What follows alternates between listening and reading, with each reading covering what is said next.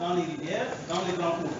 D'accord? Et donc, dans ces alluvions, parfois, on peut trouver une concentration importante d'un élément déterminé, d'un métal déterminé. En ce moment, on parle de placer de type alluvion ou bien de type paléo-alluvion. Pourquoi paléo-alluvion? Parce qu'on connaît des alluvions qui sont des alluvions qui en cachent d'autres. C'est quel cas? C'est le cas où vous avez des terrasses. Vous avez des terrasses emboîtées.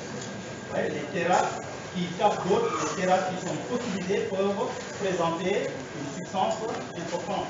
Il faut aller chercher dans le sous-sol. Donc, pour le cas de ces alluvions ici, d'accord, vous avez des dépôts de placères résiduelles qui migrent vers des placères éluvieux proches, puis vers des vallées dans les alluvions des cours d'eau. Les éléments sont transportés par gravité ou alors sous l'action tout simplement de ruissellement ou même du vent. D'accord? Donc ces éléments peuvent se retrouver soit dans les berges, au niveau des terrasses alluviales, ou alors au fond tout simplement des cours d'eau. Donc on est ce qu'on appelait ici les terrasses d'alluvion, les placères d'alluvion ou les placères paléo-alluvion. Les placères de type deltaïque dans les zones transitionnelles entre milieu marin et milieu continental. Donc ces placères constituent la transition entre les placères fluviatiles et les placères littoraux. Dans le processus deltaïque, s'accumule parfois la fraction lourde des minéraux de valeur, généralement sous la forme de petits filets sporadiques. Ouais. Dans les deltas, souvent, on peut voir un alignement des minéraux lourds comme ça, de façon discontinue, de façon sporadique, ou bien dans le sens contraire, dans le sens perpendiculaire comme ça. Qu'est-ce qui peut être à l'origine de cet alignement-là? C'est les courants fluviatiles, les courants marins qui se croisent. Quand vous avez une prédominance des courants fluviatiles, vous allez avoir les substances minérales qui nous proviennent du milieu fluviatique qui vont être alignées comme ça. Mais quand vous avez l'action contraire des courants marins, ouais, ce qui était aligné peut se retrouver dans une solution plus ou moins perpendiculaire comme ça. Quand on dit ici que souvent, ces minéraux-là peuvent avoir une disposition enfilée, alignée, sporadique, c'est-à-dire discontinue. Les placères marins littoraux. Là, on n'est plus sur le milieu continental, on est vraiment en milieu marin, la partie littorale vers les grandes profondeurs. Qu'est-ce qu'on peut avoir? Ouais, on a toujours affaire avec des éléments détritiques qui vont être transportés, ouais, à partir des fleuves, ou bien transportés à partir du vent. Le transport éolien, quand vous avez des produits détritiques qui sont transportés par le vent, quand ces produits se retrouvent accumulés, puis condensés et par diazénèse consolidés, vous aurez affaire à ce qu'on appelle les éolinites. Du moins éolianites du moins. Donc ce sont des roches consolidées, constituées à partir des produits d'altération apportés par le vent. Donc l'érosion aussi littorale. Ici à Dakar, on a une forte érosion littorale. Il suffit tout simplement de faire un tour au niveau des endroits où vous avez de grandes falaises. Si vous allez à la plage des Mamelles, à côté de l'appareil volcanique des Mamelles, vous allez avoir de grandes falaises comme ça de roches volcaniques. Alors, si vous faites attention au niveau de la plage, vous allez voir du sable de couleur noire. Ce n'est pas le quartz qui est noir. Donc si vous avez du sable noir, c'est que dans ces sables-là, on trouve des minéraux noirs. Et ces minéraux noirs, ça peut être l'ilménite, ça peut être de la magnétite, ça peut être du zircon. Mais pas à des quantités aussi importantes pour faire l'objet d'une exploitation. D'accord? L'ilménite, c'est quoi? Et la magnétite. Ce sont des oxydes de fer problématiques qui nous proviennent de l'oxydation de ces roches magmatiques, de ces roches volcaniques. D'accord? Pour vous dire que quand on est face à une falaise de roches dures, de roches magmatiques, de roches volcaniques, l'érosion côtière peut justifier l'accumulation de certains minéraux utiles qui nous viennent de l'intérieur de ces roches-là et puis être accumulés pour former de véritables placères. Donc, ça peut être d'origine volcanique, d'origine de l'érosion côtière. Alors, maintenant, regardons ce schéma. voir un peu le cas du zircon que vous avez au niveau de la Grande Côte du Sénégal. On parle de l'exploitation du zircon du côté de Diogo ou bien vers plus loin. Aujourd'hui, on parle également de la Casamance, on parle de découverte de zircon dans la zone de Casamance. Mais c'est surtout dans les sables dunaires, dans les sables de plage. D'accord? Alors, comment ces zircons peuvent être accumulés? Alors, regardons, quand vous êtes en milieu marin, sur la zone littorale, c'est-à-dire dans les premières profondeurs, jusqu'à 100 mètres de profondeur. Là, c'est un petit rappel du cours de premier semestre. Quand vous avez des courants marins qui agissent, les courants ont tendance à remodeler les dépôts de sable en quoi? En rites ou bien en mégalithes. Et quand il s'agit de mégalithes, quand l'eau se retire, on a affaire avec des dunes de sable. Donc les dunes que vous voyez par exemple le long de la Grande Côte du Sénégal, ça peut être des dunes à l'origine qui étaient formées en milieu marin et que la mer se retirait, ou bien en partie ça peut être des sables qui ont été apportés par le vent. D'accord? Mais le plus souvent, ce sont des dunes qui sont modélées sous l'action des courants marins. La preuve en est que ceux qui habitent Guédiawaye, si vous allez à la plage, vous nagez, vous avancez, vous déplacez à droite, vous commencez à descendre. Parce que c'est des dunes que vous avez à l'intérieur, dans les premières profondeurs. Alors, que va se passer quand vous avez l'action des marins? C'est comme si les courants ont tendance à créer une divagation de ces sables. Une fois, j'ai dit que les dames, pour séparer les grains de sable des grains de mine, dans le calebasse, fait remuer les éléments les plus lourds comme le sable tend à s'accumuler quelque part. Là, à cette échelle également, les vagues jouent un peu le même rôle. Donc, par des mouvements de va-et-vient des courants marins, on se retrouve avec des grains lourds, des grains beaucoup plus denses, qui sont concentrés et qui vont se disposer de façon laminée comme ça, à l'image des litages lenticulaires bédiques, plasés bédiques ou encore les wavy bédiques, qui sont ces grains-là, ces dépôts argileux étalés dans les dépôts sableux, ou bien des dépôts de sable étalés dans les dépôts argileux. Donc c'est la même manière, la même chose qui se produit ici. Donc sous l'action des courants marins, vous allez avoir une sorte de litage de grains lourds, de minéraux lourds, accumulés dans les dépôts de sable, dans ces mégalithes ou bien dans ces pyrénées. Et finalement, quand il y a une concentration plus ou moins importante, on a affaire à des glaciers. Et c'est ce qu'on voit dans les dunes de la Grande Côte du Sénégal, exploitées aujourd'hui par une société qu'on appelle le GCO. D'accord? Alors, en milieu marin maintenant, quand on quitte le littoral, on descend dans les grandes profondeurs. Ouais. En milieu marin, les glaciers peuvent se retrouver sur tout le profil, depuis la littorale, depuis la dune littorale, jusqu'au plaine abyssale. Donc, vous voyez, les glaciers peuvent se retrouver aussi bien sur le continent, dans la zone marginale, dans la zone deltaïque, que dans les grandes profondeurs.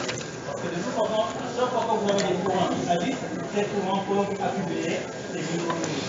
Alors, on connaît plusieurs types de placers sous-marins. Les placers littoraux dunaires, les placers littoraux de plage immergée, les placers de plateforme et les placers de milieu marin. D'accord? Et dans chaque type de placer, les types de substances qu'on peut trouver accumulées, vous le voyez ici. Alors, maintenant, un type de placer qui n'est pas très important, parce que souvent il n'y a pas une accumulation très importante de la substance en question, ce sont les placers de type glaciolacus. Pourquoi ce n'est pas important? Parce que, regardez, c'est expliqué ici, on vous dit que les glaciers continentaux déplacent d'énormes masses de matériaux plastiques. Mais pendant le transport, il ne se produit pas de forte abrasion ainsi ou bien de triage. D'accord? Quand les glaciers font déplacer des éléments détritiques, le plus souvent, ces éléments restent grossiers, mais aussi il n'y a pas un tri. D'accord? Quand les glaciers déposent, les dépôts ressemblent à des conglomérats où vous avez des éléments très grossiers. D'accord? Alors, puisqu'il n'y a pas de tri, Mais en ce moment, ce sera très difficile de voir des placers se constituer. Parce qu'on a vu que l'une des conditions pour que les placers puissent se constituer, il faut qu'il y ait cette hydrodynamique capable de trier de façon linéaire, mais également de façon verticale, pour que les substances denses puissent être accumulées et concentrées. Donc, dans ces types de milieux, où vous avez l'érosion qui se fait avec de gros blocs qui sont déplacés, qui sont arrachés, il n'y a pas accumulation de substances jusqu'à donner, n'est-ce pas, de véritables placers. Donc il n'y a pas de vrais placers au sein de ces moraines. Dans les débris, les minéraux utiles rencontrés ne sont que des indications de leur source primaire localisée en amont du glacier en mouvement. Donc retenez que même si les placers dits glaciaux lacus ne donnent pas de véritable une concentration importante de substances minérales, mais que ces types de placers quand même donnent des indications pour dire que la source originelle de la substance en question n'est pas loin, ou bien c'est dans quelle direction il faut aller chercher dans les parages de ces glaciers. Les phosphates énumérés de type sédimentaire. Donc là, on n'est plus dans les éléments détritiques, mais on va passer dans les éléments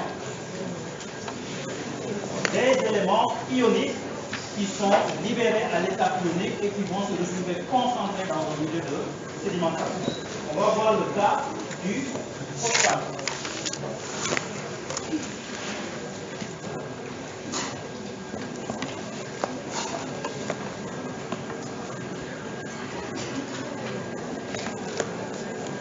Alors, généralité sur les phosphates.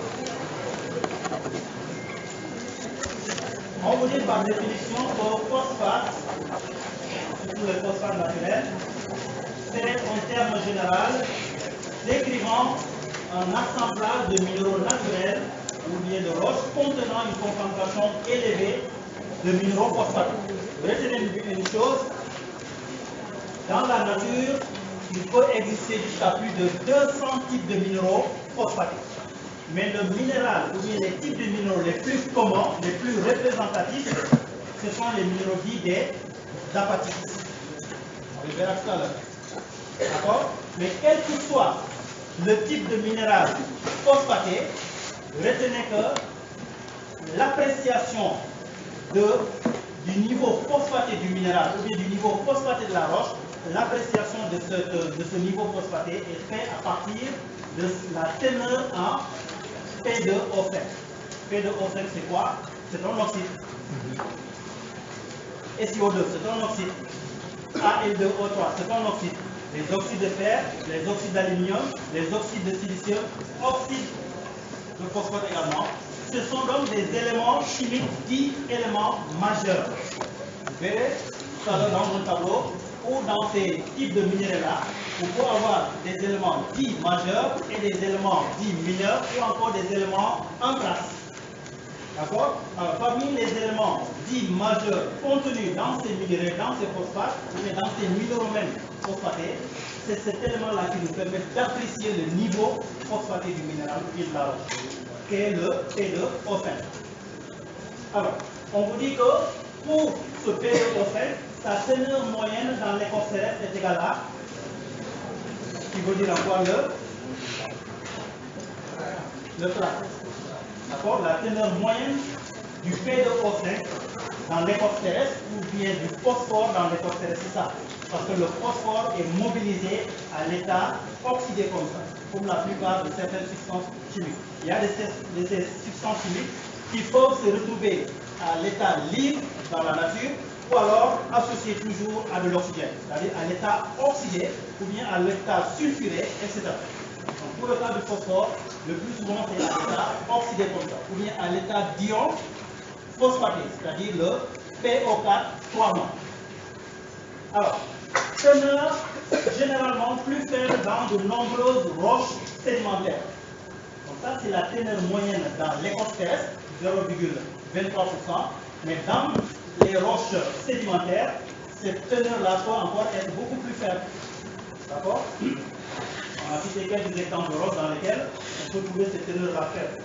Alors là, maintenant, on vous dit ici que dans les gisements, le P2O5 peut se retrouver avec 100 à 150 fois supérieur.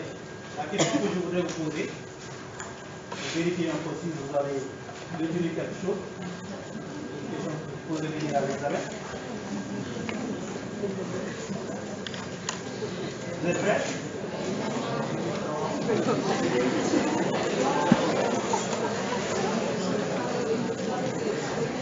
On a dit, suivez, on a dit que la teneur moyenne du P2O5, l'élément qui permet d'apprécier le niveau phosphatique des roches, la teneur moyenne du P2O5, c'est 0,23.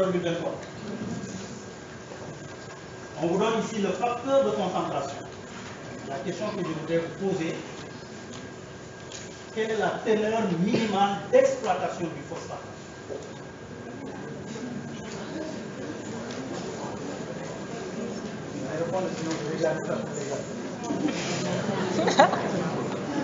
Quelle est la teneur minimale d'exploitation du phosphate?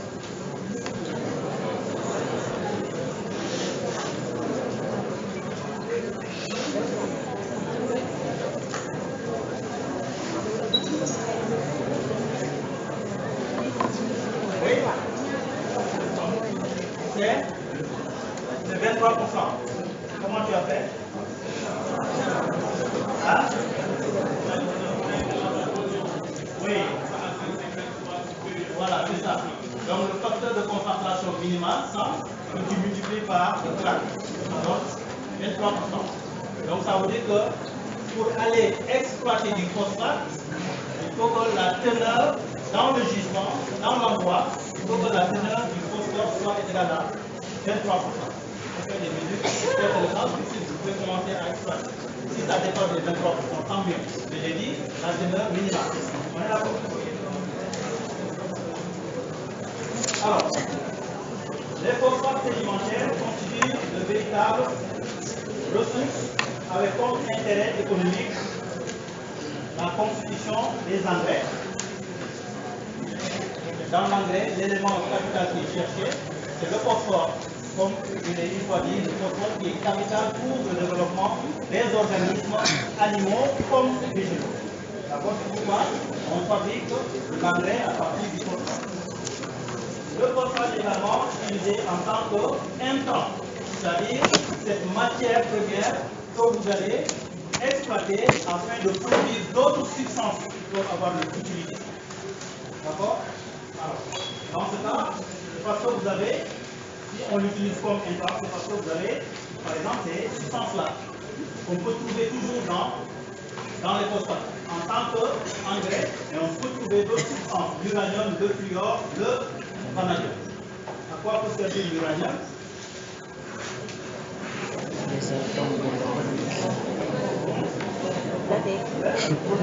D'accord, le fluor. Donc, le produit pharmaceutique. D'accord, dans la fabrication des pharmaceutiques. Le vanadium, c'est un métal qui permet de renforcer la capacité, la dureté de l'acide. Alors, maintenant, c'est cette partie-là qui va être beaucoup plus importante. Je vous suggère de bien suivre cette partie-là. Pour comprendre un peu l'origine de ce qu'on appelle les phosphates sédimentaires. Alors, tout à l'heure, je vous ai dit qu'il peut exister jusqu'à 200 minéraux phosphatés. Et que parmi ces 200-là, le minéral le plus commun, ou bien les types de minéraux les plus communs, ce sont les apatites. D'accord? Alors retenez que les apatites, à l'origine, on les trouve dans les roches magmatiques. Qui dit roche magmatique parle de roches volcaniques ou alors de roches plutoniques. Alors, ce qui nous amène à dire que les roches phosphatées se retrouvent dans 3 types de contextes géologiques. Principalement 2 types de contextes géologiques. Le troisième type, ça se forme à la surface suite à l'accumulation de la matière organique, ce qu'on appelle les guanos. Alors, dans le contexte géologique, on est d'abord dans un contexte igné. est là dans un contexte sédimentaire. Dans le contexte ignien, dans le contexte magmatique, en profondeur, on vous dit qu'on peut se retrouver avec ces roches magmatiques profondes, avec ce qu'on appelle des complexes anorthocétiques à titane et phosphore. Roches magmatiques dans lesquelles vous trouvez une concentration de l'élément phosphore à l'état ionique comme à l'état d'apatite, dans les roches plutoniques, dans les roches magmatiques. Ou alors sous forme d'un complexe dit complexe liqué à phosphore, ou bien à titane et phosphore. Deuxième contexte, toujours magmatique, parce que là c'est magmatique basique à ultrabasique ou magmatique à ultramatique, et là c'est conditions magmatiques alcalines, roches alcalines. D'accord? Et là aussi, si tel est le cas, on se retrouve avec ce qu'on appelle les carbonatites à phosphore. Carbonatites, ça n'a rien à voir avec les roches carbonatées. Les roches carbonatées, ce sont les calcaires, les marnes, etc. Quand on dit carbonatite, c'est d'abord des roches magmatiques, surtout des roches plutoniques, mais qui ont un taux de carbonate très élevé, jusqu'à 50%. Roches magmatiques, mais très riches en carbonate. Et dans ces types de roches magmatiques carbonatées, vous avez beaucoup de phosphore. Et ces phosphores, maintenant, à l'état de minéraux, comme à l'état apatique. D'accord.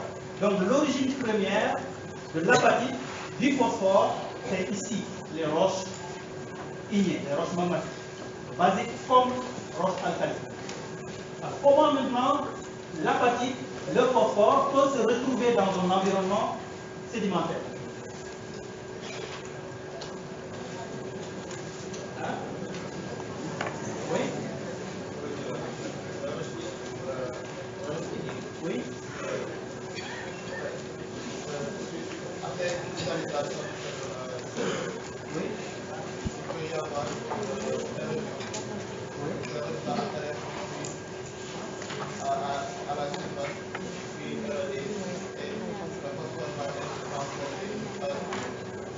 Oui, donc tu as ces roches-là ignées, ces roches magmatiques en profondeur, qui sont consolidées, pour donner des plutoniques par exemple, ou bien qui se retrouvent ici à l'état volcanique, roche volcanique.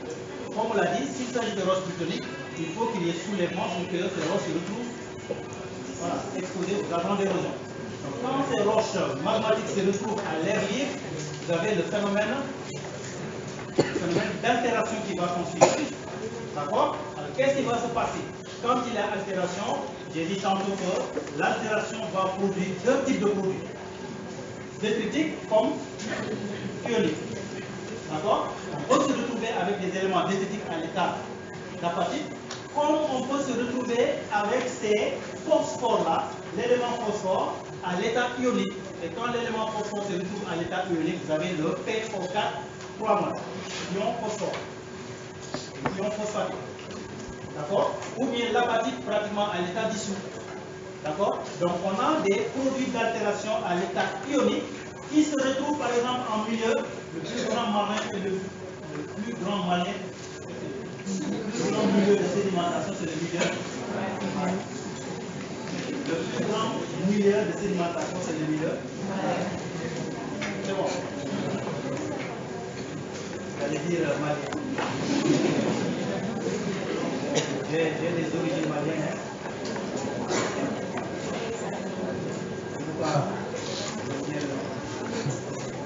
Alors, dans le milieu aquatique, dans ce milieu aqueux, qu'est-ce qui va se passer?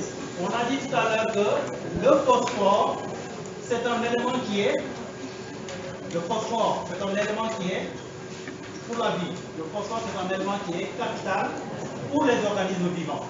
Et quels sont les types d'organismes qu'on trouve en milieu marin qui cherchent surtout ce phosphore-là? C'est surtout ce qu'on appelle le zooplancton et le phytoplancton. Donc, ils vont assimiler le phosphore. D'accord? Alors, quand ces organismes-là vont disparaître, vont mourir, les restes de ces organismes qui vont être déposés dans le fond marin vont subir une décomposition bactérienne. Les bactéries vont attaquer cette matière organique déposée pour extraire tout ce qui est oxygène, extraire tout ce qui est azote, Les bactéries ont surtout besoin de ça. Et le reste va donner de la boue riche en phosphate, de la boue phosphate. D'accord? Voilà le processus premier par lequel vous avez la mise en place de ce qu'on appelle les phosphates sédimentaires. Donc ce qu'on retient par là, c'est que les phosphates sédimentaires ont une origine biogénique. Oui? Oui? Sur l'origine de quoi? Les phosphates sédimentaires. C'est là où nous sommes. Alors, j'ai dit, quand vous avez ces roches-là ignées, qui à l'origine présentent des minéraux de type apatite, qu'on trouve dans les roches magmatiques, ou bien dans les roches plutoniques ou volcaniques, et même parfois sédimentaires, métamorphiques. Quand ces roches se retrouvent exposées aux agents d'érosion, surtout sous l'action des eaux de ruissellement, vous allez avoir le phosphore qui était là dans ces roches-là, le phosphore qui va être libéré à l'état ionique. Comme on l'a dit depuis le départ, quand il y a altération, surtout altération chimique, vous avez des éléments qui vont être transportés à l'état détritique et des éléments qui vont être transportés à l'état ionique. Et parmi ces éléments qui vont être transportés à l'état ionique, vous avez le phosphore, le fer, etc. On va voir surtout le cas du phosphore et le cas du fer. Je parlais des minéraux de phosphate et des minéraux de fer. D'accord? Alors pour le cas du phosphore, quand il y a altération, les eaux de ruissellement à travers les ruisseaux, les fleuves, les rivières arrivent en milieu marin, qui constitue le plus grand milieu de sédimentation. Alors comme le phosphore, les organismes marins en ont besoin pour se développer, notamment le zooplancton et le phytoplancton, tous ces organismes-là vont assimiler, vont fixer le phosphore, et quand ces organismes-là vont disparaître, les restes de ces organismes vont être déposés dans le fond marin avant de subir une décomposition bactérienne. D'accord? J'ai dit que les bactéries, d'accord, surtout dans ces milieux, comment on appelle ça, des fonds marins, où l'oxygène manque, les bactéries vont chercher, à partir de ces restes-là, de l'oxygène, mais également de l'azote. Qu'est-ce qui reste? Il va rester du carbone, de l'hydrogène, peut-être du phosphore. Donc vous allez avoir une accumulation dans ces boues carbonatées-là, dans ces boues phosphatées, surtout de l'élément phosphore, l'élément carbone ou bien l'élément hydrogène. Donc je dis que voilà le processus par lequel les roches phosphatées sédimentaires se mettent en place. C'est-à-dire une formation qui fait appel à des organismes. Donc forcément les phosphates, on peut les considérer, les phosphates sédimentaires, on peut les considérer comme quelle catégorie de roches? Biochimiques. Parce que leur mise en place nécessite l'intervention des organismes vivants. C'est pourquoi aussi on dit que les roches phosphatées ne se forment pas par précipitation chimique directe, non. Ça se forme par précipitation chimique indirecte via l'intervention d'organismes vivants. D'accord? Donc vous avez accumulation de ces boues-là qui vont être décomposées et libérer de la boue qui va donner plus tard de véritables roches phosphatées. Là, il y a d'autres processus par lesquels on peut même trouver, par exemple, une roche constituée de calcaire qui est déjà là, mais quand vous avez une circulation de substances riches en éléments phosphore, il peut y avoir une substitution entre les calcites du calcaire et le phosphore. Donc le calcaire peut être progressivement épigénisé en calcaire phosphate. Donc tout ça, ça existe. Mais quand même, retenez, l'origine première des phosphates sédimentaires, ça vient de ça.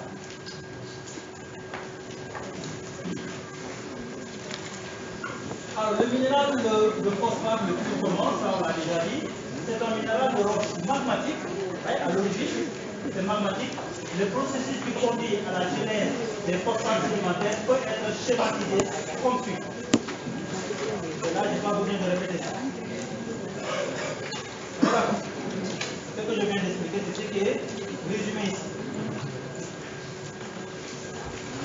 Alors, sauf ici, le phénomène d'Apwelling que je n'ai pas expliqué. C'est quoi le phénomène d'Apwelling?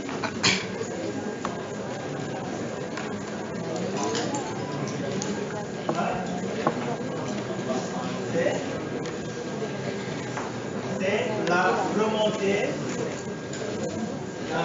de l'eau, des eaux marines profondes vers la surface et cette remontée a tendance à apporter beaucoup de substances nutritives. Il faut comprendre dans ça